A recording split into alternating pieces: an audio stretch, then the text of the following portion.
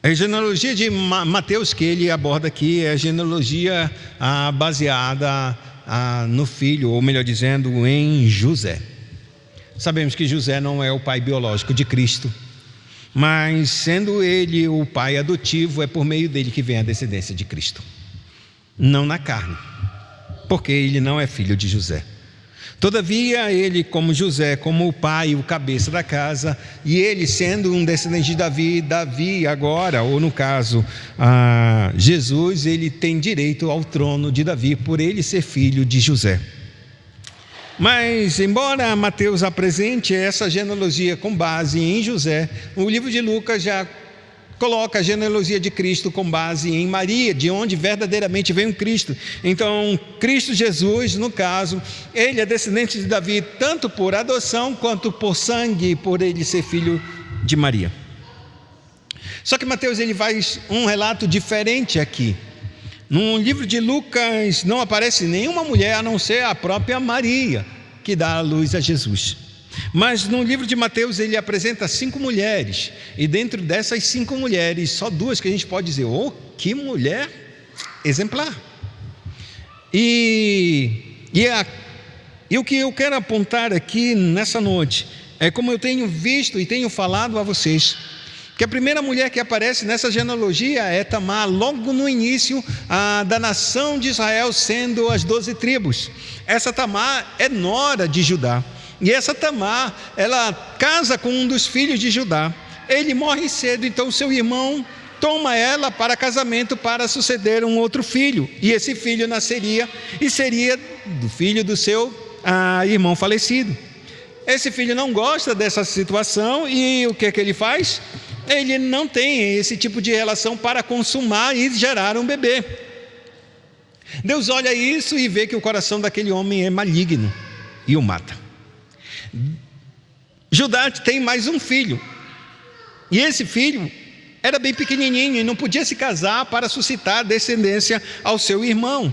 Então ele disse: Tamar, volta para a tua casa, veste tuas vestes de viuvez e fica lá até que o meu filho cresça, e então eu possa dá-lo em casamento a você. Só que Judá, ele estava com muito medo, ele achou que ele ia ficar sem filho se ele desse o último, que era Selá, a sua nora Tamar, e achava que também Deus haveria de matá-lo, então ele ia ficar sem nenhum herdeiro. Então ele fica enrolando, e quando chega o tempo ele não entrega o filho. Tamar, sabendo disso, ele despe sua veste, se coloca na estrada, na beira do caminho onde Judá haveria de passar, e ele já estava viúvo. Então ele toma aquela mulher que é sua nora como se fosse uma prostituta, porque ela veste vestes de prostituta. Ele tem relação naquele dia com aquela mulher, entrega o seu cajado, o seu bordão para ela como um penhor de que daria um cabrito. Ela o recebe, ela volta para sua casa, despe suas vestes de prostituta, coloca as suas vestes de viuvez. 3 meses depois o barrigão está grande, só uma relação, e ela tem um filho, e o filho é gêmeo. Judá, ele sabe disso, ouve de que a sua nora está grávida, e como ela estava prometida ao seu filho Selá, ela não poderia estar grávida, ela deveria se manter pura, ou vamos dizer assim. E quando Judá soube disso, agora é a hora de eu acabar com essa mulher na minha vida, na minha família. Vamos matá-la, tira ela para fora e vamos apedrejá-la. E a Bíblia declara que Tamar disse: daquele homem, o filho que está no meu ventre, o dono desses materiais, desses pertences é o pai. E quando levam para fora aqueles pertences, sabe de quem era? De Judá. Judá olha para ela e disse: tu és mais justa do que eu, porque era para mim te dar o meu filho em casamento, e eu não dei e não iria dar, mas tu fizeste uma boa obra. Daquele dia em diante, Judá não tem relação mais nenhuma com sua nora. Ela vive na casa do seu sogro, mas ela tem um filho. E aqui é interessante, porque os gêmeos que ela traz, e no caso Pérez, se torna o descendente de Cristo. A segunda mulher que aparece, e que eu já falei, é Raabe. Raabe não é somente uma mulher que vai um dia e se passa como prostituta, ela é prostituta. E dentro do alto da fortaleza em que ela vivia, que era a cidade de Jericó, morava na muralha, ela tem um coração voltado para Deus naquele exato momento em que Israel se levanta para destruir aquela cidade por ordem de Deus. Todo Jericó sabia que estava fadado Jericó cair. E ela, acreditando da mesma maneira, percebeu os espias de Israel, acolheu-os na sua casa, protegeu e escondeu com sua própria vida, porque se ela fosse descoberta, ou melhor dizendo, eles fossem descobertos na sua casa, ela morreria juntamente com os espias. Ela conseguiu convencer os soldados do rei, o rei levou os seus soldados para outro lugar. Então ela coloca uma corda, desce os espias, faz uma aliança com os espias: eu protegi a vida de vocês, protejam a minha vida e a da minha casa, da minha família. E os espias disseram: tão certo como Deus vive, se nós chegarmos ao lugar onde está determinado e nós voltarmos aqui e Deus destruir essa cidade, ninguém na tua casa morrerá, desde que você coloque esse fio escarlate na sua janela, por onde a gente vai descer. E eles desceram da muralha pela casa dela, pela janela da casa, e tudo se passou. E esta mulher, que era prostituta, que tinha uma vida infame, que era, a vida dela era assim, ela conseguiu reunir toda a sua casa, todos os seus, mãe, pai, irmãos, todos foram para dentro da casa de prostituição, a única casa que não caiu nas muralhas de Jericó, porque foi a única parte das muralhas que permaneceu de pé. Essa mulher casa-se com Salmão. Ela se torna dentro da linhagem do Messias. Temos uma mulher que se passa como prostituta, temos uma prostituta, e agora chegamos à terceira mulher que é registrada e que Mateus faz questão de apresentar elas por nome. E a terceira mulher, que agora esse é o tema que a gente vai tratar, essa mulher chama-se Ruth. Essa é realmente uma mulher exemplar. Essa é realmente uma mulher fora da curva. Essa é a mulher que verdadeiramente diz: que mulher honrada. Só que tem um problema. Poxa, agora, durante todo esse tempo, não apresentou Sara, e poderia apresentar. Não apresentou Rebeca, nem Lia ou Raquel. Mateus não apresenta nenhuma dessas mulheres que foram virtuosas, pelo menos Sara, pelo menos Raquel, mas Lia não é tanto assim, Raquel muito menos, mas dava para aceitar, porque eram mulheres dos patriarcas. Todavia, Mateus não apresenta. Ele vai apresentar essas três primeiras mulheres, ou no caso essas duas mulheres, e essa terceira mulher, embora tenha uma vida verdadeiramente exemplar sobre a vida de Israel, pois a gente sabe que Ruth era uma moabita, casou com um dos filhos de Judá. Esses filhos de Judá, na verdade, o seu pai, vendo que morava em Belém e havia uma grande fome, ele saiu da cidade de Belém e foi para Moabe, porque ele ouviu que o Senhor estava abençoando e tinha pão em Moabe. Então ele transporta toda a sua família com os seus dois filhos para aquela terra e passa a morar naquela terra, numa terra de estrangeiro, numa terra dos moabitas. O que acontece? A Bíblia declara que ele casa os seus filhos com as mulheres moabitas daquela terra, e uma delas é Ruth. Passa-se um tempo, o que acontece? O marido morre. Passa mais um tempo, os dois filhos deles também morrem, deixando três viúvas: a mulher, Noemi, Ruth, e mais a sua concunhada, que eu posso dizer assim. Essas três mulheres agora estão sozinhas, não tem marido, não tem filhos, nenhuma delas. E a Bíblia diz que Noemi ouviu falar que o Senhor visitou novamente a terra de Belém de Judá com pão. E o que é que ela faz? Disse: minhas filhas, fiquem aqui, que eu vou voltar para a minha terra, porque o Senhor visitou a minha casa e está trazendo pão, então eu vou voltar para lá. Ela arrumou suas trouxinhas e partiu. À medida que ela estava partindo no caminho de volta para Belém, a Bíblia declara que Ofra e também Ruth vão com ela no meio do caminho, e vão caminhando, aí ela para, como se tivesse sido, é até aqui a fronteira, daqui em diante não tem mais volta, ou vocês voltam para a casa dos pais de vocês, ou vocês vêm para mim. E então ela faz uma proposta muito grande: minhas filhas, eu estou velha, e ainda que eu tivesse um marido hoje, e concebesse ainda hoje, vocês esperariam volta de uns 20 anos para que esse meu filho crescesse e eu pudesse entregar ele a você? a vida foi mais dura a mim do que a vocês. Voltem para a casa do pai de vocês, porque vocês são jovens. Vocês podem novamente se casar e constituir nova família. A Bíblia declara que ela insistiu, eles choraram, as três choraram. Orfa consentiu com isso, virou as costas e voltou para o seu povo. Quando Noemi estava virando para seguir em diante, Ruth seguiu do seu lado. E ela percebeu os seus passos, então ela vira de volta e diz assim: minha filha, olha a sua concunhada, ela está voltando para os seus, para a sua família e para os seus deuses. Segue ela e vai junto com ela. A Bíblia diz que Ruth diz uma frase que é muito dita no casamento: só a morte me separar de você, só a morte será capaz de me separar de você. Não sendo isso, onde tu pousares, pousarei eu, onde tu ficares, ficarei eu. O teu povo será o meu povo, o teu Deus será o meu Deus. Tão certo que somente a morte me separe de ti, não me insista, porque eu não me apartarei de você. A Bíblia é clara então que Noemi percebeu que Ruth estava decidida em segui-la, e foi. Essa é a história linda de Ruth. A história linda de Ruth é que todo mundo percebeu que o seu caráter, a sua firmeza, a sua força de lutar por alguém que não era o seu povo, que não pertencia ao seu povo, que não tinha nada para dar a ela. Ela entregou toda a sua vida para servir a sua própria sogra. E nesse ponto, ela consegue, graças ao Senhor, achou graça, o povo achou graça na parte dela, e ela acabou casando com Boaz, e que foi verdadeiramente dando um filho, o filho Obed, e esse filho Obed gera Jessé, e Jessé vai gerar a Davi. Se a gente olhar por um prisma tão simples assim, disse: graças a Deus, Deus colocou uma grande, vamos supor dizer, rainha no meio da descendência de Cristo. Só que tem um problema: os moabitas nem podiam entrar no templo do Senhor.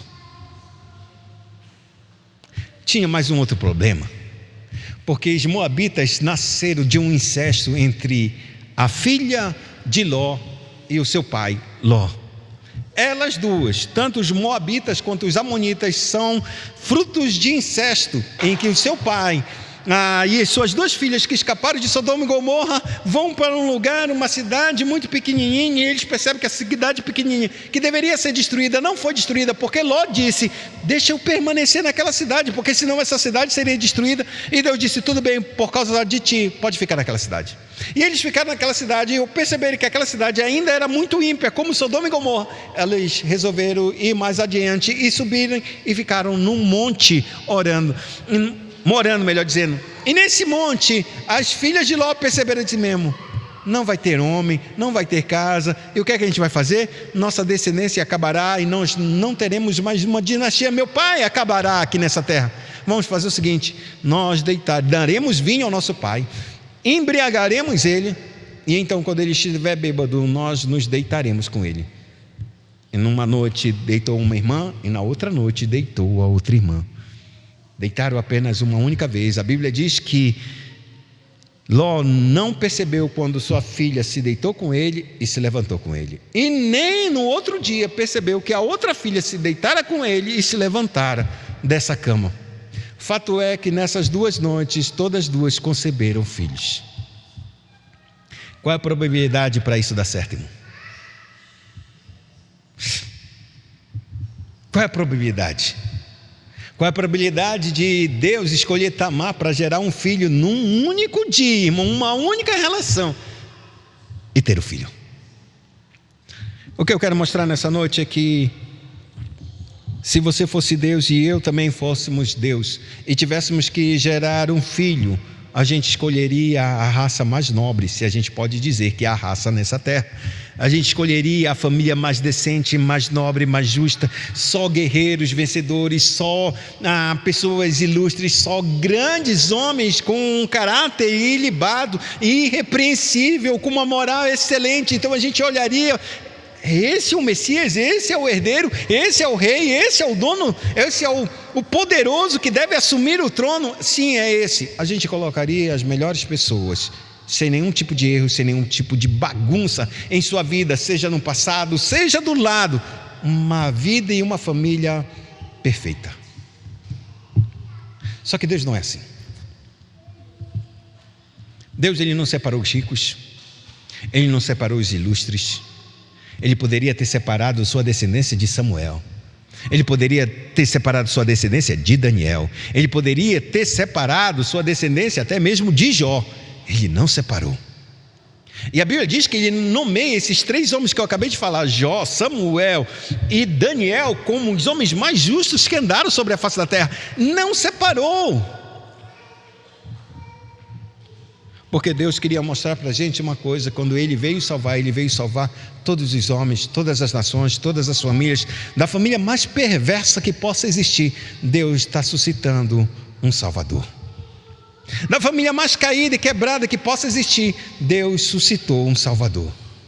É isso que Cristo, Ele está nos mostrando, que quando Ele nasceu, Ele veio de uma carga, de um peso tão grande, de prostituições dentro da sua casa, dentro da sua família, e Ele, como a própria palavra diz, de uma terra seca, de algo que não brotava nada, Ele produziu, ou Ele surgiu como um renovo.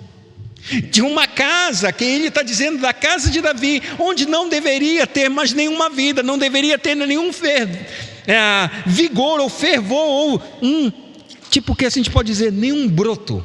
A Bíblia declara, dessa raiz, dessa terra seca, Deus produziu um renovo. Isso é emblemático para nós. Por que ele é emblemático? Porque quando a gente vai olhar nas Sagradas Escrituras, a gente percebe que quando se brota alguma coisa, esse renovo de um lugar que é seco, fala-se de um poder de ressurreição, um poder de vida que está nascendo de mortos. Assim como Deus havia escolhido a vara de Arão, dentre todas as 12 varas que foram colocadas na Arca da Aliança, para que decidisse de uma vez por todas quem era o escolhido de Deus que deveria oficializar no tabernáculo, que oferecer os sacrifícios, oferecer os dons. E Israel, ele estava lutando para ter aquele sacerdote. Então Deus disse, para acabar com a questão de todo mundo, cada uma das 12 tribos colocará o nome, e em cada uma das suas varas serão 12 varas, e colocarão dentro da arca, e depois no dia seguinte vocês tirarão essas varas, e a vara que brotar, essa é a família que eu escolhi para servir diante de mim. Na vara da tribo de Levi, coloque o nome de Arão. Pensem em 12 cabos de vassoura. Você já viu algum cabo de vassoura brotar alguma coisa? 12 varas foram colocadas na arca. Do dia para a noite, ele abriu. Quando abriu, ele apresentou as 12 varas, cada um com seus nomes. Todas as 11 varas estavam do jeito como foram colocadas. Mas na vara de Arão, não somente tinha um broto, tinha também uma flor e amêndoas. O que mostrava que era o poder de ressurreição, de vida dentre os mortos. Deus está operando na vida e na história da igreja desde sempre. E é esse mesmo poder que traz esse Cristo e traz essas genealogias de morte, genealogias de prostituição, genealogias que não era para dar o fim que ia aparecer o Cristo.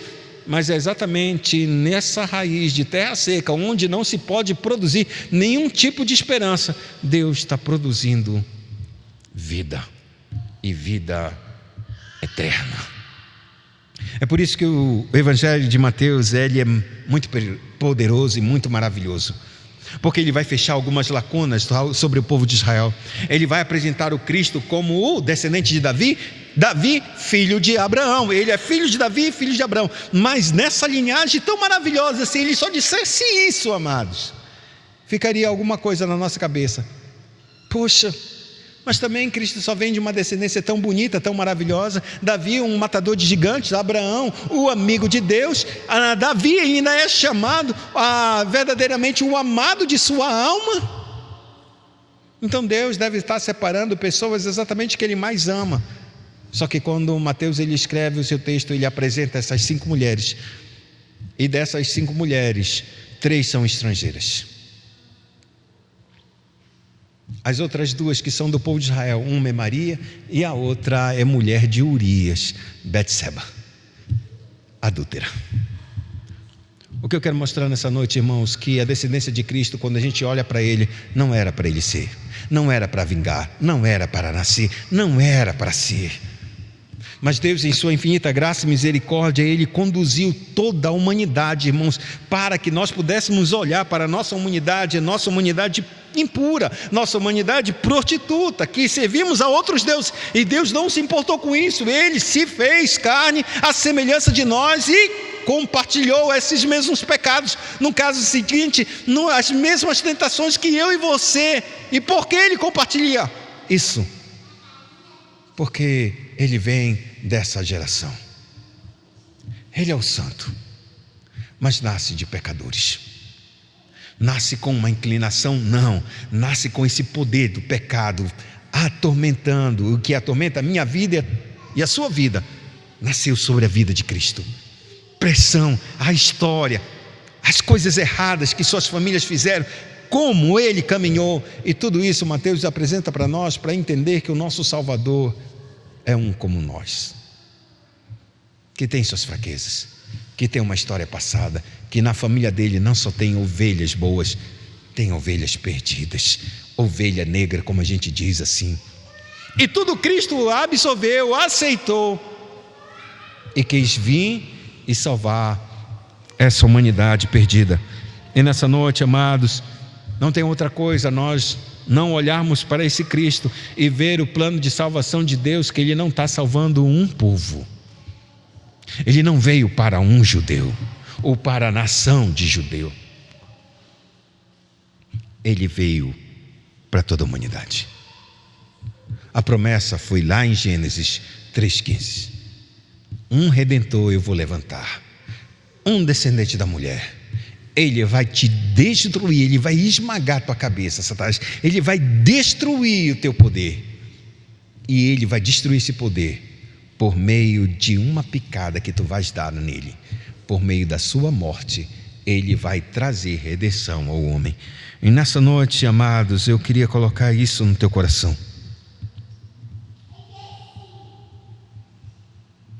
Às vezes nós fazemos coisas que achamos justas e verdadeiras,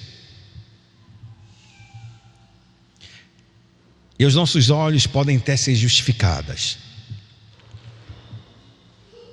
mas Deus não aceita isso.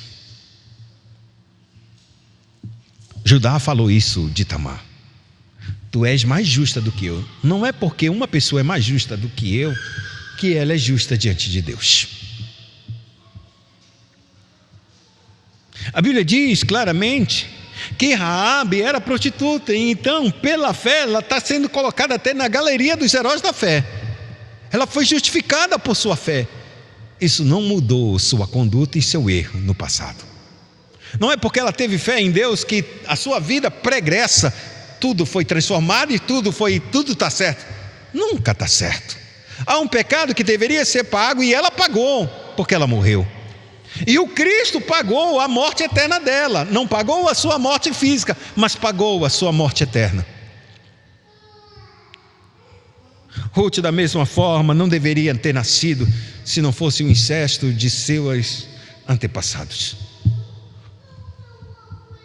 Mas tudo isso só nos mostra que Deus é capaz de salvar a humanidade em meio a toda a sua dor, em meio a toda a sua miséria, se o homem conseguir olhar para Deus, o Salvador de sua vida. Não importa a nossa história, não importa a nossa família, não importa as dores que nós passamos ou teremos que ainda enfrentá-la. Devemos olhar para o descendente, devemos olhar para o Messias, devemos olhar que Ele levou sobre si todos os nossos pecados, todos, irmãos. O pecado do meu pai, da minha mãe, o meu pecado, o pecado dos meus filhos. Levou o pecado das minhas nações ou da nossa nação. Ele levou o pecado de todo mundo. Não há desculpa, não há erro. Não podemos apontar para A ou para B para nós não caminharmos com Deus. Não podemos, por quê? Porque Ele pagou o pecado de todas as pessoas. Tudo caiu sobre Ele. E Ele mostra isso na sua própria descendência, mostrando que a sua descendência é cheia de erros, cheia de falhas desde o início. Mas foi esse povo cheio de falhas, cheio de erro, que Ele amou e se entregou por cada um de nós. Que nessa noite a gente possa voltar e olhar para esse Cristo, que tinha tudo para não ser o nosso Cristo, Mas exatamente por ele ser Deus e aceitar a miséria humana, ele se fez carne para sofrer em nosso lugar. Nessa noite convido você a inclinar sua cabeça e a olhar para essa descendência tão feia, tão cheia de falhas, para o único que nunca falhou, para o único que nunca errou, e que Ele está estendendo a sua mão para perdoar os nossos pecados e salvar nossa casa. Ele salvou a família de Judá, porque por meio dele veio sua descendência. Ele salvou a família de Ruth, por meio dela veio a descendência. Ele salvou a família da prostituta Raabe e trouxe descendência. Então não há pecados que Deus não perdoe, e não há famílias que Ele não possa entrar e mudar o curso de sua história. Não há, irmãos. Se há alguém que crê em Deus e confia e entrega o seu coração a Ele, Ele fará mudar essa família, essa pessoa e toda a sua casa. Oremos ao Senhor.